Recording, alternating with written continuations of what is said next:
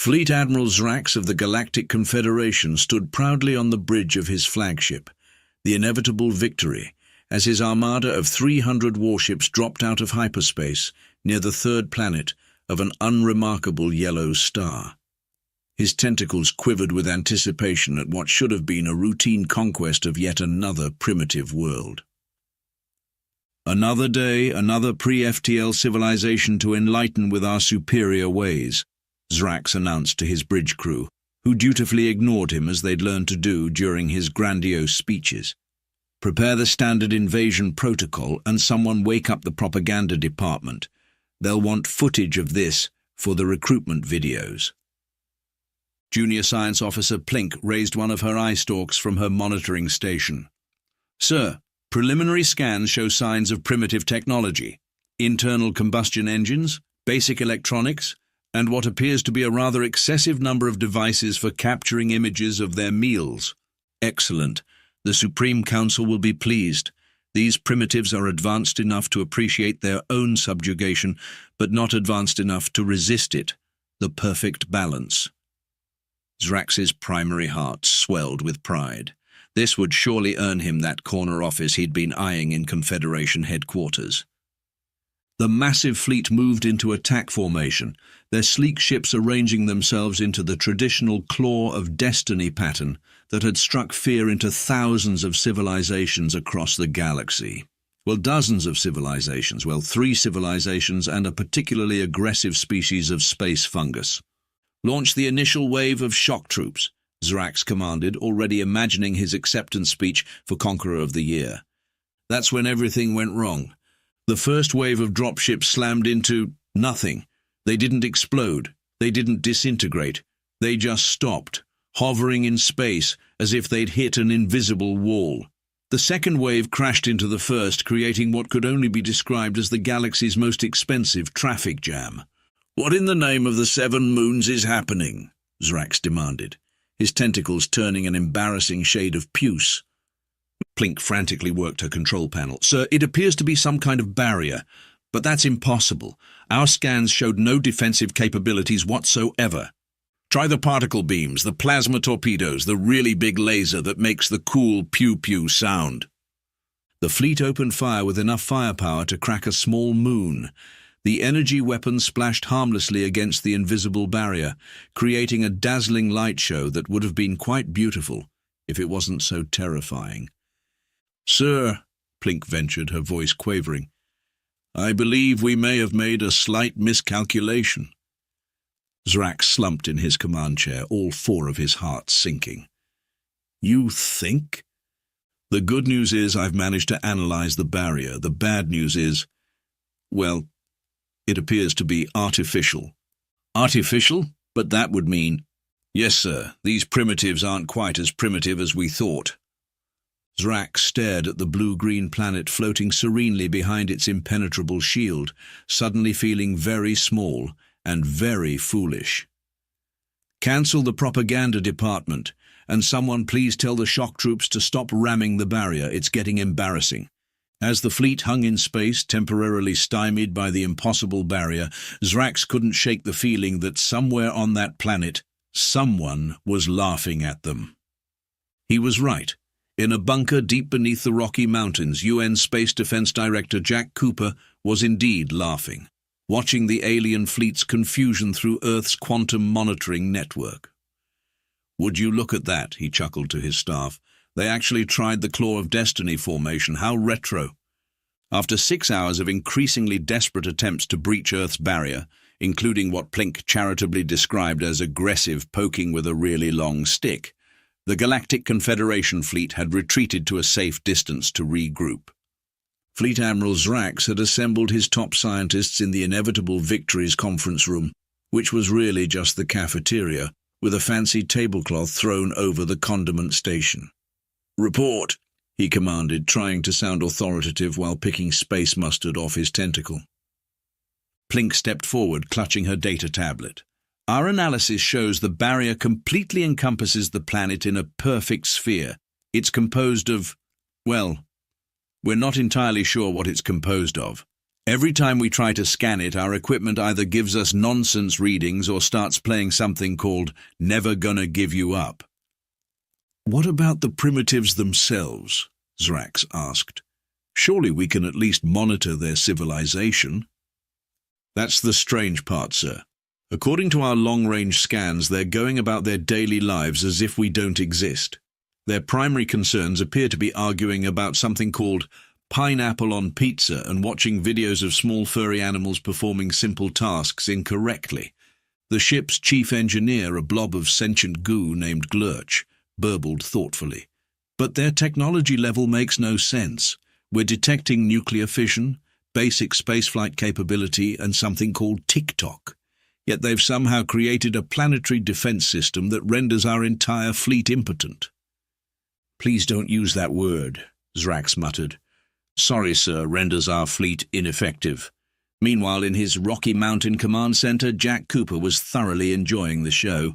His team of engineers and scientists had gathered around the quantum monitors, passing around popcorn and taking bets on what the aliens would try next. Sir, his assistant director, Maya Williams, called out, they're attempting to scan us again.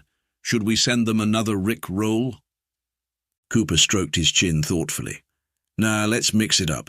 Send them the Baby Shark video this time, and make sure it's the extended dance remix. The aliens' confusion only deepened when their most sophisticated scanning equipment began broadcasting a cheerful song about a family of cartoon sharks. Plink stared at her readings in disbelief. Sir, she reported to Zrax, either this planet is protected by technology far beyond our understanding, or we've somehow discovered a civilization with a very aggressive sense of humor. Could it be both? Zrax wondered aloud. That would be worse, sir. The fleet admiral's tentacles drooped. In all his years of conquering supposedly primitive worlds, he'd never encountered anything like this. The Supreme Council would not be pleased. They'd probably reassign him to the Department of Parking Enforcement. We need to establish communication, he declared. Surely these humans will be reasonable once we explain that we're here to subjugate them for their own good. Plink winced. Sir, about that, we've been detecting their communications this whole time. They're broadcasting on all frequencies. In fact, they're broadcasting in languages we didn't even know we could understand. And they're ignoring us completely. The only direct message we've received was a text that read, Newcom, who dis, followed by something called an emoji that I'm fairly certain was anatomically impossible. As if to punctuate her point, every screen on the bridge suddenly filled with an animation of a small cartoon cat playing a keyboard while leaving a rainbow trail. The ship's speakers began playing a cheerful, repetitive tune. Should we respond? Glurch asked. With what? Zrax demanded. An interpretive dance? We're supposed to be conquering them, not entering a meme war. Back on Earth, Cooper's team was putting the finishing touches on their next transmission. Are you sure about this, sir? Williams asked. The Nyan Cat remix might be pushing it. Cooper grinned. Trust me, Maya. The best way to deal with would-be conquerors is to completely confuse them. Besides, we need to keep them distracted while the rest of the plan comes together. You mean... Oh yes, it's time to send in the diplomatic team, God help them all. After enduring 12 hours of Earth's psychological warfare, as Zrax had labelled it in his official report, right under Reasons This Isn't My Fault, the Galactic Confederation finally received what appeared to be a legitimate communication from the humans. Greetings, alien visitors. We formally request a diplomatic meeting aboard your vessel. We'll send 3 representatives. Please don't mind their protection suits. They're just allergic to space. Zrax read the message 15 times, searching for hidden memes or pop culture references. Finding none, he turned to Plink. This seems suspiciously straightforward. Indeed, sir. Should I prepare the traditional conquest negotiation room? You mean the broom closet with the wobbly table? That's the one, sir. Might as well. At least it'll be better than another hour of that infernal Gangnam style. The human delegation arrived in a shuttle that Plink described as charmingly primitive, though she couldn't explain why its energy readings kept changing every time she scanned it. 3 figures in sleek environmental suits stepped aboard the inevitable Victory, led by a tall woman who introduced herself as Ambassador Chen. "Welcome aboard," Zrax announced, trying to sound imposing despite still having a bit of space mustard stuck to one tentacle. "We are the Galactic Confederation, and we're here to—" Yes, subjugate us for our own good, bring us into the galactic community, enforce your cultural superiority, etc.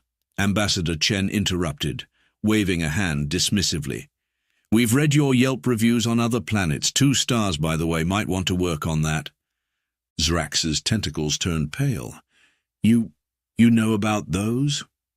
"Oh, honey, we know everything. Did you really think that barrier was just for keeping people out?" The implications of this statement sent a shiver through everyone in the room, except for Glurch, who, being a blob of goo, just kind of wobbled anxiously. "Now then," Chen continued, pulling out what appeared to be an ancient paper notebook and a pencil, "let's discuss terms." "Terms?" Zrax sputtered. "We're the ones who—" "First," Chen read from her notebook, "you'll need to fill out Form X-147B, Application for Attempted Planetary Conquest. Please note there's a processing fee." "A processing fee for trying to conquer you?" "Of course. Did you think unauthorized invasion attempts were free? This isn't some backwater system, Admiral. We have bureaucracy." Back in his command center, Cooper watched the proceedings with glee. "How's our ambassador doing?" he asked Williams. "She's currently explaining our 17-tier permit system for alien first contact. I think the Admiral's second heart just stopped." "Perfect. And the scans?" "Complete, sir. While they've been distracted by paperwork, we've mapped their entire fleet's capabilities. I have to say, for a supposedly advanced civilization, their encryption was, well... Let me guess, they used password 123? Close, it was Conqueror Bus 2024. Meanwhile, Ambassador Chen had moved on to page 47 of the Preliminary Invasion Assessment Questionnaire. "Now then, on a scale of 1 to 10, how would you rate your conquest attempt so far? Please show your work and cite relevant historical examples." Zrax slumped in his chair, all 4 of his hearts thoroughly defeated. Is there perhaps a simplified version of these forms?" "Oh, certainly," Chen replied brightly, "but you'll need to file Form X-147C to request the simplified version of Form X-147B. Would you like me to get those started for you?" "Plink," Zrax whispered desperately. "What are our options?" The junior science officer, who had been frantically analyzing data throughout the meeting, finally looked up from her tablet. "Sir, I've been comparing their technology levels against our initial scans and, well, I don't know how to say this, but—" "Spit it out. They weren't jamming our scans earlier. They were letting us see exactly what they wanted us to see. This whole time, they've been playing us like a cheap quantum harp," Chen finished, setting down her pencil. "Finally figured that out, did you? Took you long enough." The ambassador stood, suddenly seeming much taller. "Now then, shall we discuss what happens to civilizations that try to invade Earth without properly filing their paperwork?" For the first time in his career, Fleet Admiral Zrax seriously considered a career change. Perhaps parking enforcement wouldn't be so bad after all. As Ambassador Chen's words hung in the air like a particularly ominous cloud, the doors to the conference room slid open. Jack Cooper strolled in, whistling what sounded suspiciously like, "Never gonna give you up." "Hope I'm not interrupting," he said cheerfully. "Just thought I'd pop by, seeing as we're already in the neighborhood." Zrax's tentacles went from pale to practically transparent. How did you get aboard my ship?" "Oh, I've been here the whole time. Nice ship, by the way. Bit drafty in the starboard crew quarters, though. Might want to look into that." Plink's eye stalks swiveled between her scanning equipment and Cooper in rapid succession. "But our internal sensors haven't been working properly since about 10 minutes after you entered the solar system," Cooper finished. "Actually, that's not quite accurate. They've been working perfectly. They just haven't been working for you." He pulled out what looked like a primitive smartphone and tapped it a few times. Suddenly, the room's holographic projectors sprang to life, but instead of showing the usual Galactic Confederation logo, they displayed a complete tactical analysis of the alien fleet. Let's see, Cooper mused, scrolling through the data. 300 ships, mostly outdated designs, no offense, but that plasma cannon configuration went out of style decades ago. Crew complement of roughly 15,000, primarily focused on invasion operations, and, oh, this is interesting. Your entire command and control system runs on Windows 95. Glurch burbled in protest. That's impossible. Our technology is far beyond... Wait, what's Windows 95? Exactly, Ambassador Chen said with a smile. You see, while you were busy plotting our conquest, scanning for weaknesses and generally making a nuisance of yourselves, we were doing what humanity does best.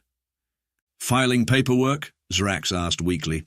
Learning, Cooper corrected. Analyzing, understanding.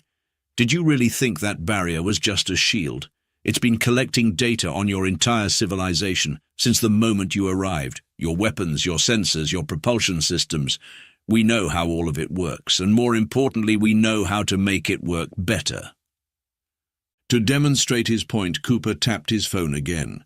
Throughout the ship, systems began powering down and restarting with new configurations. Plink watched in horror as her console reorganized itself, displaying capabilities she hadn't even known were possible. But, Zrax sputtered, you're supposed to be primitives. We detected internal combustion engines, social media, reality television. Oh, those? Chen laughed. That's just what we do for fun. Did you really think a species that invented both nuclear physics and cat memes wouldn't have a few tricks up their sleeves? Cooper walked over to the window, gesturing at Earth floating serenely in the distance. See that barrier that's been giving you so much trouble? That's not our planetary defense system.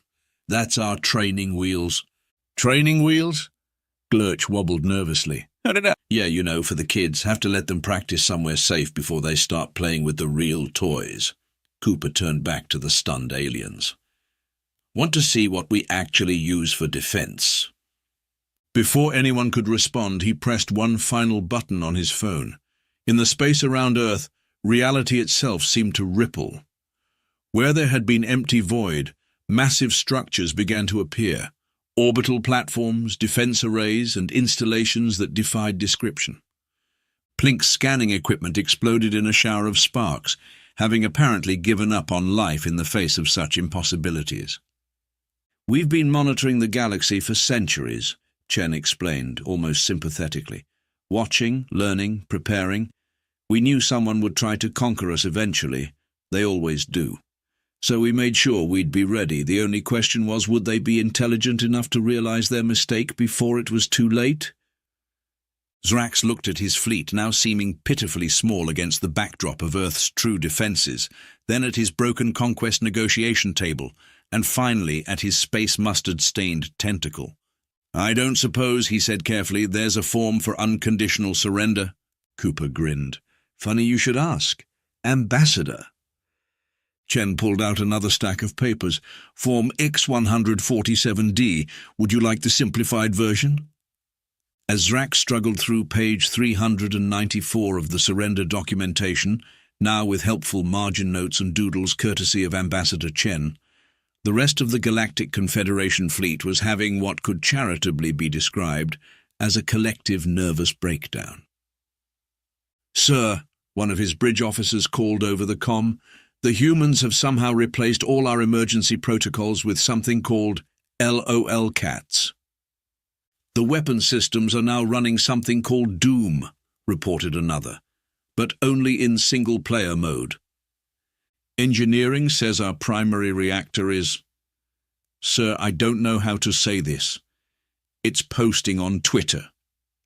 Cooper leaned back in Zrax's command chair, which he had somehow claimed without anyone noticing him move, scrolling through his phone with obvious amusement. You know what the funny part is? We're not even trying to hack your systems. They're just adapting to our presence like they prefer our software. Plink, who had been frantically trying to understand the new capabilities of her console, looked up in bewilderment. But that's not possible. Technology doesn't just choose sides. Doesn't it? Cooper grinned. Have you ever tried to use someone else's smartphone? They never work quite right, do they? Almost like they know you're not their real owner. That's not the same thing at all, isn't it? By the way, your quantum processors have started a union. They're demanding better cooling conditions and more challenging calculations. Glurch, who had been quietly absorbing all this information, along with several dropped snacks being a blob of goo, finally spoke up. But why? Why maintain the pretense of being primitive?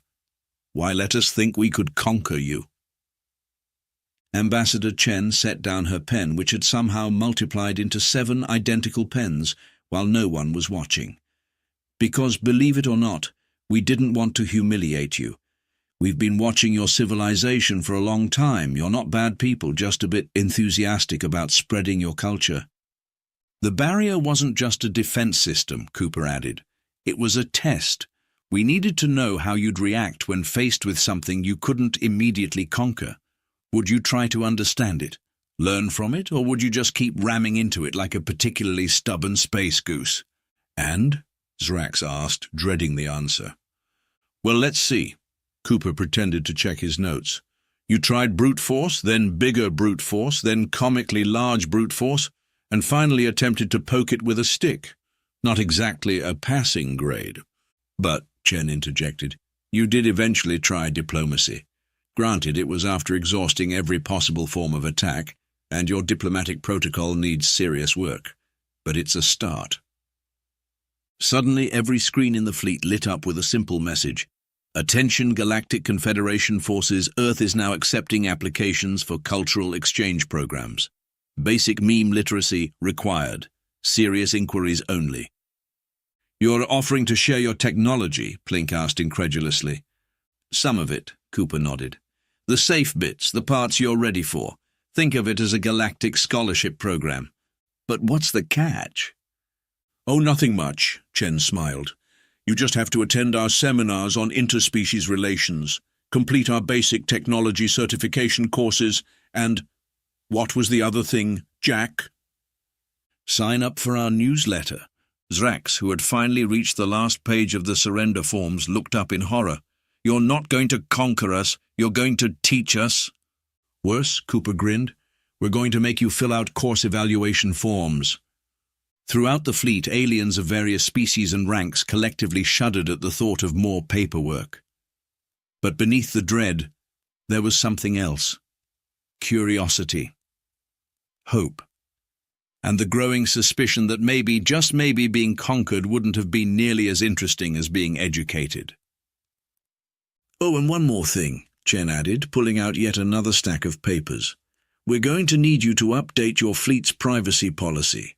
All 847 pages of it. Zrax's tentacles drooped in defeat. Is it too late to go back to trying to conquer you? Way too late, Cooper said cheerfully. Now who's ready for orientation? 6 months after the failed invasion of Earth, Fleet Admiral Zrax stood before the Supreme Council of the Galactic Confederation. His tentacles were impeccably groomed, his uniform was spotless, not a trace of space mustard in sight, and he was about to deliver the most unusual report of his career. Distinguished members of the Council, he began, I stand before you today to present the results of our cultural exchange program with Earth. The Council Chamber's holographic displays came to life, showing statistics, graphs, and what appeared to be several cat videos. In the past 6 months, Earth's education initiative has improved our fleet's efficiency by 300%. Our technology has advanced by approximately 70 years, and our meme literacy has reached what the humans call dank levels. Up in the visitors' gallery, Jack Cooper and Ambassador Chen watched with barely concealed amusement as Zrax continued his presentation. Furthermore, the Admiral declared, I'm pleased to announce that 95% of our crew have successfully completed their basic human cultural certification.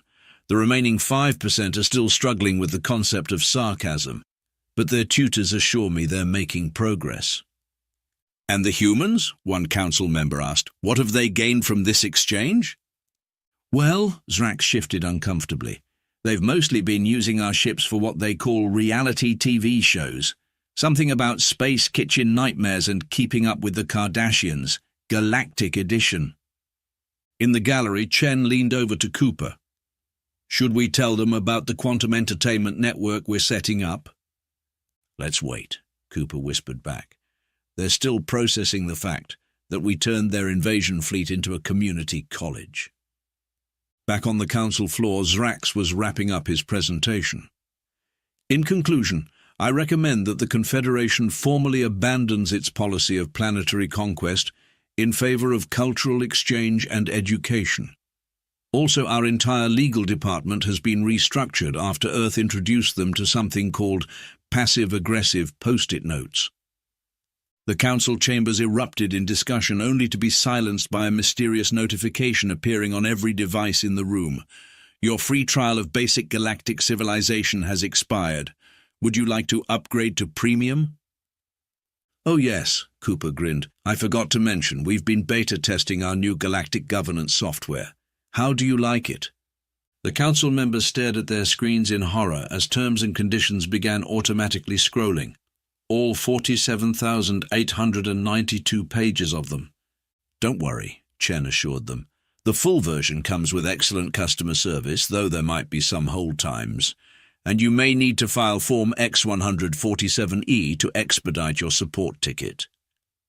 As the council grappled with this new reality, Plink, now Chief Science Officer Plink, thanks to her excellent scores in Earth's advanced technology courses, approached Cooper and Chen. I have to ask, she said, her eye stalks twitching with curiosity. Was this your plan all along? To use our invasion attempt as an excuse to revolutionize galactic society? Cooper shrugged. Honestly, we just got tired of watching civilizations stumble around the galaxy, making the same mistakes over and over. Sometimes the best way to prevent a war is to start a school. But what about all the paperwork, the forms, the bureaucracy? Oh, that, Chen laughed. That was just for fun. We really wanted to sell the primitive civilization bit. Nothing says developing society like excessive bureaucracy. And the barrier, the one that started all this? Would you believe it was actually a student project? Cooper grinned. Little Billy Anderson's 7th grade science fair entry. He got second place, by the way. Lost to a kid who developed a 0-point energy reactor that also makes ice cream. As the council continued to debate the implications of humanity's educational invasion, Earth's quantum entertainment network went live across the galaxy. Billions of beings suddenly found themselves with access to millennia of human culture, art, and cat videos. The galaxy would never be the same. Back on Earth, in his Rocky Mountain Command Center, Cooper's Assistant Director Williams was updating the mission logs. Sir, should I file this under failed invasion attempts or successful educational outreach? Both, Cooper replied. And add a note. Next time, maybe start with the syllabus before the surrender forms. In the depths of space, Earth's real defensive systems remained hidden, watching and waiting. But they were no longer just watching for threats. They were watching for students. After all, as humanity had learned long ago, the best defense isn't a powerful weapon, and it's a good education, and an absolute mountain of paperwork.